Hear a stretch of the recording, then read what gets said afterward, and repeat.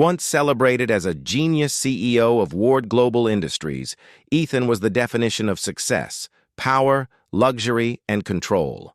But beneath the surface, he was arrogant and disconnected from humanity.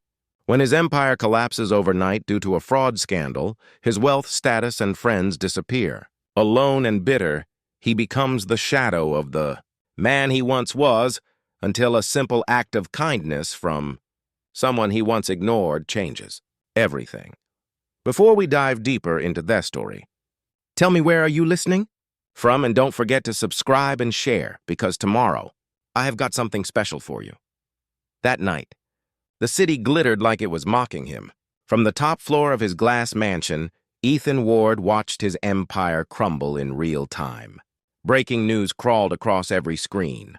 Ward Global under investigation, CEO missing in action. He could still hear the boardroom shouting, the cameras flashing, and Victor Hale's quiet betrayal echoing like a gunshot. You built your kingdom on greed. Ethan, now watch it burn. Ethan's hands shook as he threw his phone across the room. His name, once a symbol of power, was now poison. He grabbed a half-empty glass of whiskey and stared out into the storm outside. Lightning struck, illuminating his reflection. A stranger in a silk shirt, eyes hollow, jaw tight. Then, through the thunder, a faint voice from the door broke the silence. Mr. Ward, do you still want me to clean the East Wing today? It was Ruth Miller, the cleaning lady he barely noticed for years. He turned sharply. The company's gone. The mansion's empty. There's nothing left to clean. Ruth tilted her head, her tone calm and firm. Maybe not, sir. But sometimes dust ain't just on the furniture. The next morning felt like a funeral. The hallways that once echoed with parties were now graveyards of broken dreams. Empty champagne bottles, half-torn contracts, newspapers scattered with headlines screaming his downfall. One by one, his staff disappeared. Even Mr. Howard, his loyal butler, walked up to him slowly. Sir, I've served you for 30 years, but I think this is where my road ends. Ethan didn't reply. He just nodded, eyes hollow, voice gone. He stood alone in the living room, surrounded by silence, when the faint sound of a mop touching marble reached his ears. He turned.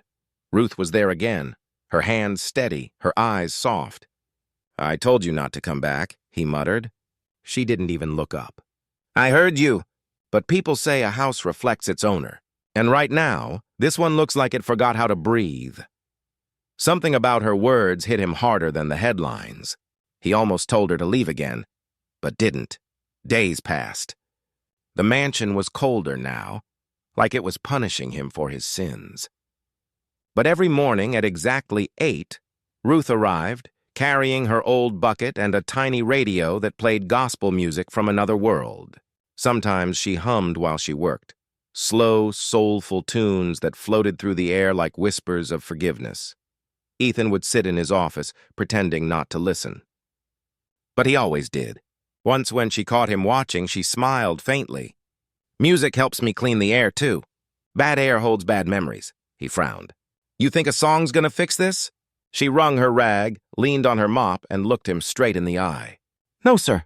But maybe it'll remind you that what's broken can still sound beautiful. He turned away quickly, pretending to check his phone. But something about her words felt like a key turning inside his chest. A week later, Ethan walked into his once grand office. Dust coated the trophies, the awards, the framed photo of him shaking hands with presidents. Ruth was polishing one of the plaques when he snapped, "Leave that! It's meaningless now." She didn't flinch. Everything's meaningless if you decide it is. Her words cut through the silence like lightning through fog. That night, Ethan couldn't sleep.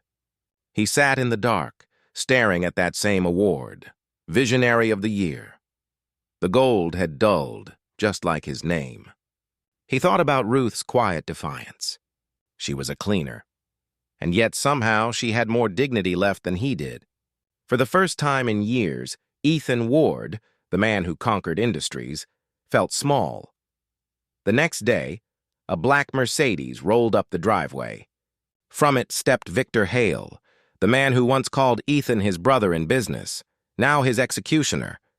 Long time, Ethan, Victor said smoothly, brushing invisible dust off his lapel. Ethan's voice was ice. What do you want? Victor placed a folder on the table. Foreclosure papers, debt claims, a few lawsuits for good measure. He leaned closer. Unless, of course, you sell your remaining patents to me. Ethan glared. You already stole my company. Victor's grin was shark-like. Just business. You taught me that. Ruth appeared silently in the doorway, holding a tray of tea.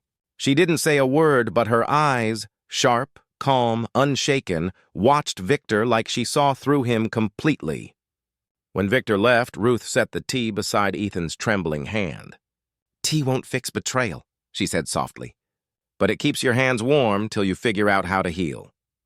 That night, the storm returned. Power cut out across the mansion, and thunder rolled through the dark halls like an angry god. Ethan found himself wandering the corridors by candlelight, lost in thought, when he heard coughing from the kitchen. There, wrapped in an old blanket, Ruth sat near a flickering candle, still cleaning. Why are you still here? His voice cracked, more tired than angry now. Ruth looked up slowly, her eyes reflecting the flame. Because even a fallen man's floor deserves to stay clean. Dirt spreads fast when you give up. He froze. I can't pay you anymore. I know, she said simply. But payment and purpose ain't the same thing. The words sank deep. Ethan stood in silence, watching her wring out the mop one last time before turning to him. Sir, she said quietly, sometimes God don't destroy you to punish you. He just wants to rebuild you right. For the first time in years, Ethan didn't have an answer. Something cracked inside him, not his pride, not yet, but the wall around his heart. For days, the storm wouldn't stop. It howled around the mansion like a warning, as if nature itself was reminding Ethan that pride always has a price. He roamed the dark halls, haunted by whispers of his own voice, board meetings, arrogant speeches, broken promises. Then one night, he found Ruth in the library, dusting shelves no one had touched in years. She was humming softly, eyes gliding over rows of untouched books.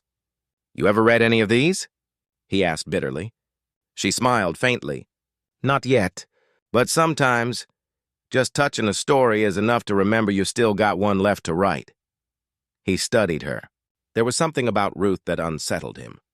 A quiet strength, as if she knew more about loss than he ever could. When he asked why she never complained, her answer chilled him. Because I already lost everything once. Mr. Ward, what's left now is grace. But before he could ask what she meant, thunder cracked so loud the glass trembled, and for the first time, he noticed a framed photo she had accidentally left on a shelf. A young boy smiling beside her, his face looked strangely familiar. The next morning, Ethan couldn't get that image out of his head. He found Ruth wiping the marble stairs and asked, The boy in your photo, who is he? Her mop stopped mid-motion. My grandson, Daniel. Something about her tone told him not to push further, but curiosity clawed at him. He looks like he's been through a lot. Ruth nodded slowly. He's been through more than any child should.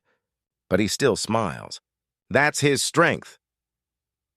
Later that evening, Ethan sat in his office, searching old news articles about charity drives his company once sponsored. There, buried in one of the reports, he saw the name Daniel Miller, a child from a low-income neighborhood who'd won a robotics competition, funded by Ward Global before the company collapsed. The irony hit him hard. He'd once helped this boy without even knowing. When Ruth returned to collect her supplies, he asked quietly, Does Daniel still build robots? Her smile faded. Not lately. He's sick. Her voice trembled slightly, and for the first time, Ethan saw a glimpse of pain behind her calm. Days later, Ethan noticed Ruth moving slower. Her hands trembled as she cleaned, and once he caught her leaning against the wall, eyes closed in silent prayer. He offered her a chair. You're not feeling well, she chuckled weakly. I ain't the one you should worry about, sir. He frowned. Then who should I worry about?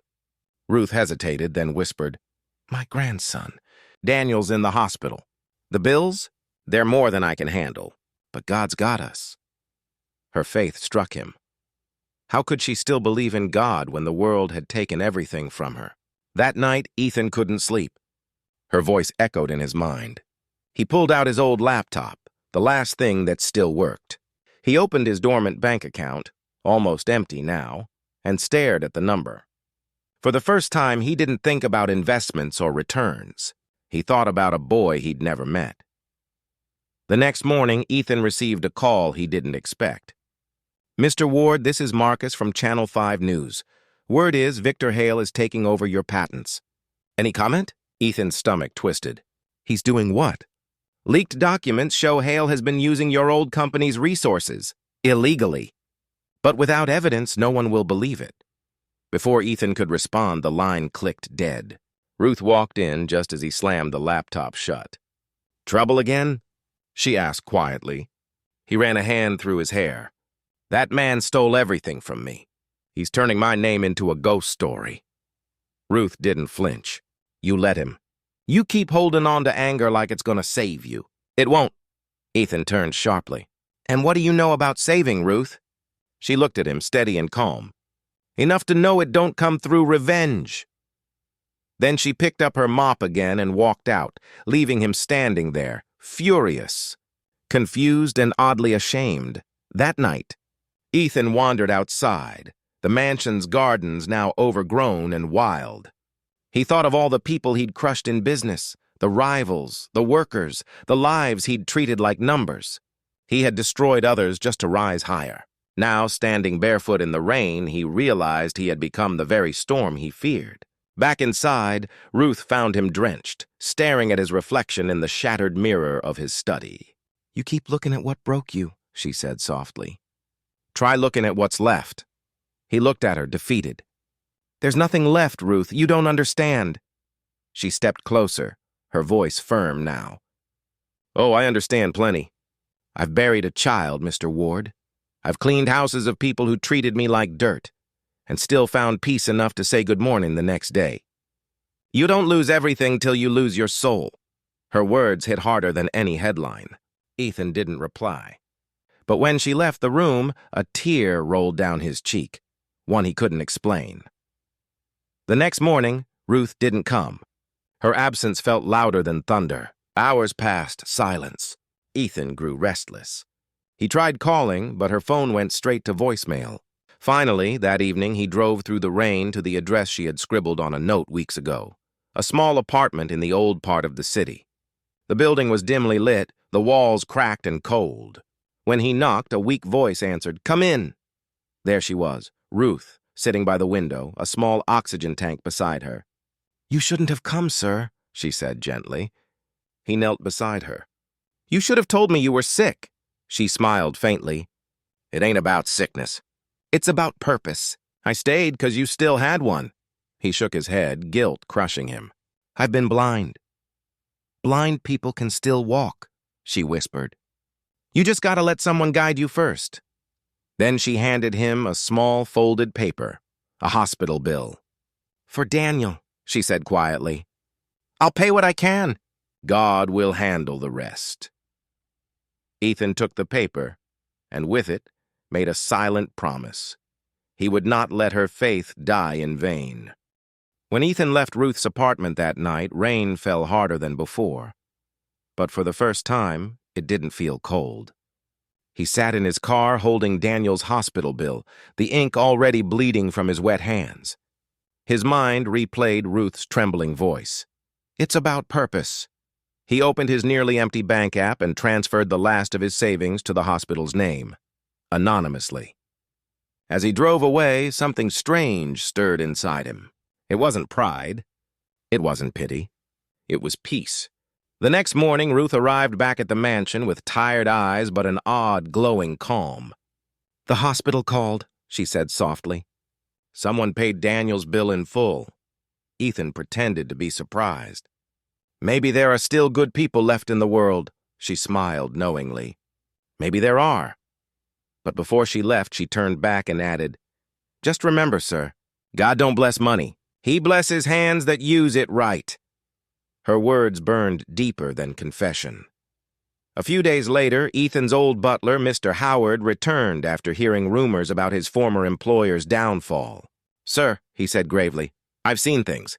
Victor Hale's men are digging through your old projects, your charity foundations, your patents, even your personal files." Ethan's jaw tightened. "He wants to bury me completely." Howard handed him a USB drive. "You'll want to see this." Inside were emails, secret exchanges between Victor Hale and Clara Ward, Ethan's ex-fiancée. Clara had sold confidential data to Hale, helping him dismantle Ethan's empire piece by piece. Ethan felt the blood drain from his face. Clara, the woman he once planned to marry, had destroyed him. He gripped the desk so hard his knuckles whitened. "Why would she do this?" Mr. Howard lowered his gaze. "Because Victor promised her your company and your silence." Outside, thunder rolled again, as if the past refused to die quietly. That evening, Ruth found Ethan sitting alone in the dark study, the USB drive glowing on the table beside an empty glass. "You found something you wish you hadn't," she said gently. He didn't look up. "She betrayed me, Ruth, the woman I would have given my life for."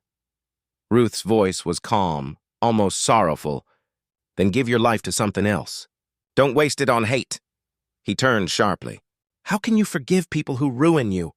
She smiled faintly. "Because forgiving them sets you free, not them." Then she knelt and whispered a prayer. "Lord, let his heart see beyond his hurt." Ethan watched her, speechless.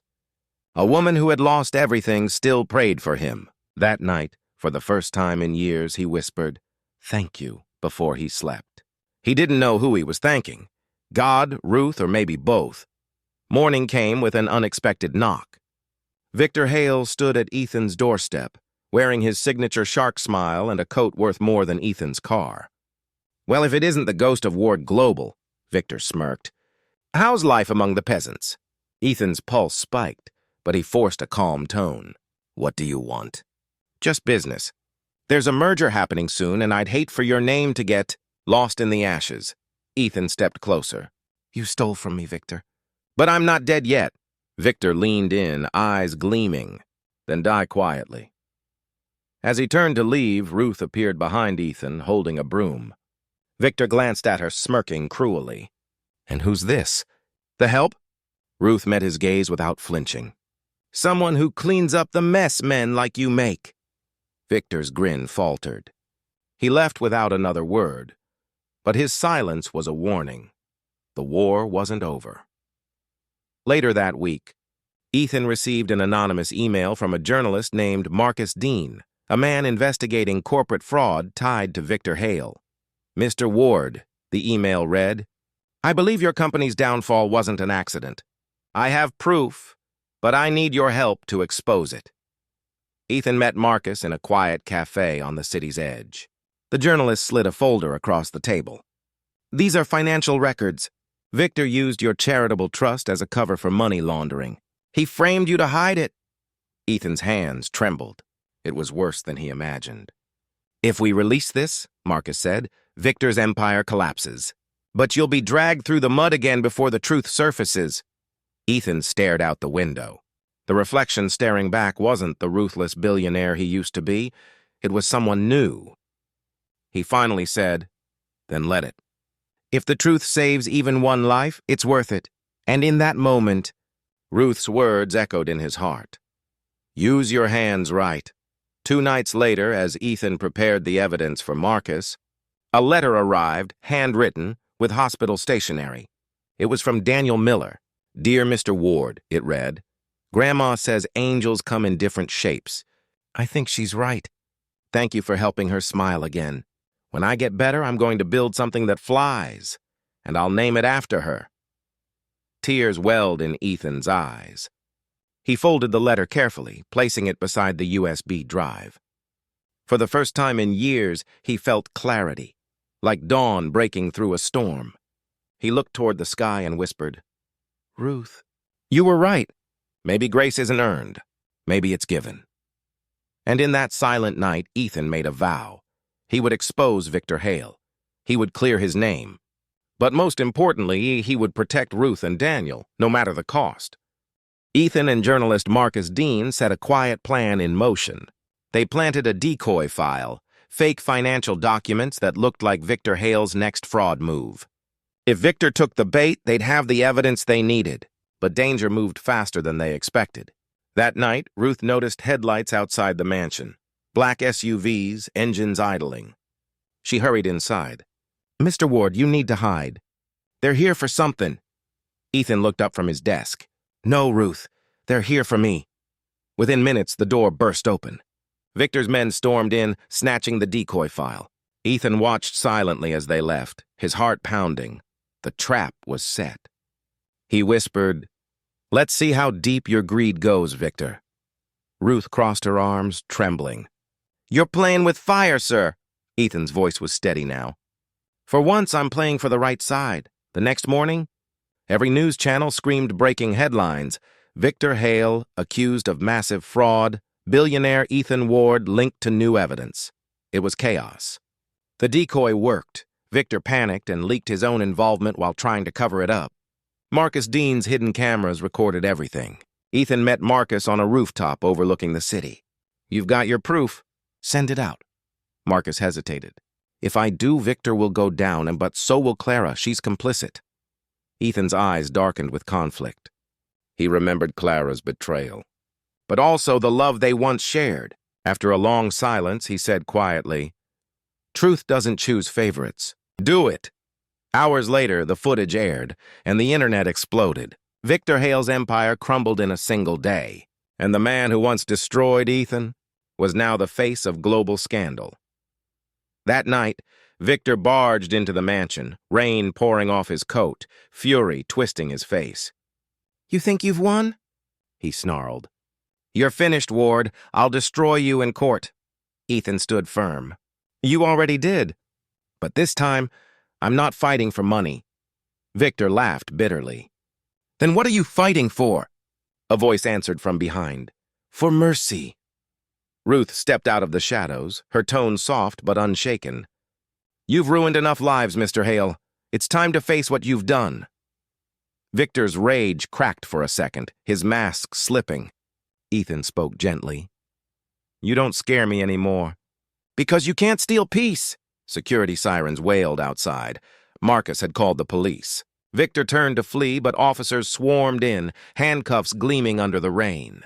And as he was taken away, Ruth whispered a quiet prayer. May God forgive him too. Weeks later, the courtroom was filled to the brim, cameras flashing, journalists scribbling notes. Victor Hale sat at the defense table, his empire reduced to ashes. Ethan stood as a witness, his voice calm and steady as he described the fraud, the betrayal, and the lies. Then, unexpectedly, Victor's lawyer called a surprise witness, Ruth Miller. Gasps filled the room. Ethan froze. "Ruth! What's going on?" Victor's lawyer smirked. "Your cleaning lady." Failed to mention she once worked for Hale Industries as a janitor. She signed non-disclosure contracts. Technically, she's part of the cover-up. The court erupted in whispers. Ethan's heart pounded, but Ruth stood tall. "Yes," she said firmly. "I was there. I cleaned their offices. I saw what they were hiding, and I'm here to tell the truth." She turned toward Victor. "You used people like me to hide your filth." "Not anymore." Her testimony shattered Victor's last defense. The judge slammed the gavel. Guilty. After the trial, Ethan met Ruth outside the courthouse. "You didn't have to risk yourself," he said softly. She smiled. "Truth ain't a risk. It's a duty." He looked at her with a rare tenderness. "You saved me twice. Once from them, and once from myself." Ruth placed her hand on his shoulder. "No, sir. You saved yourself when you learned to care." At that moment, Daniel came running up with a small box. Inside was a miniature drone, handmade with the word Grace written across its wings. "It flies now!" Daniel grinned. Ethan watched it lift into the sky, wobbling but free. And for the first time in years, he laughed. Months passed. The mansion no longer echoed with emptiness. Ruth still cleaned, but now as the manager of a new foundation, Ward and Miller Hope Initiative, funding education for underprivileged youth. Daniel worked beside engineers, building drones for disaster relief. Ethan had rebuilt not an empire, but a purpose. When reporters asked him about his comeback, he said quietly, "I didn't rise again. I was lifted by people I once overlooked." And somewhere behind him, Ruth smiled through tears, whispering a silent amen. 1 year later, at a charity event, Ethan stood at the podium, sharing his story before a sea of faces. But as he began to speak, the lights flickered, and a projection appeared behind him. It was an old photo, Ruth, years ago, standing outside Hale Industries, holding a broom and smiling despite the dirt around her. The audience went silent. Ethan turned to the image and said, voice trembling, "This is the real hero. I was a billionaire who lost everything." "But she was rich all along." Applause thundered through the hall. Later, after the event, Ethan found Ruth standing near the door, wiping her eyes. He said quietly, "You changed my life in seconds, Ruth." She looked up and whispered, "No, sir. You just finally opened your eyes." And as they walked out into the warm evening air, the drone named Grace flew overhead, glowing softly against the stars. It was more than a machine now. It was a symbol of redemption, of hope, and of the miracle that began with a cleaning lady's kindness.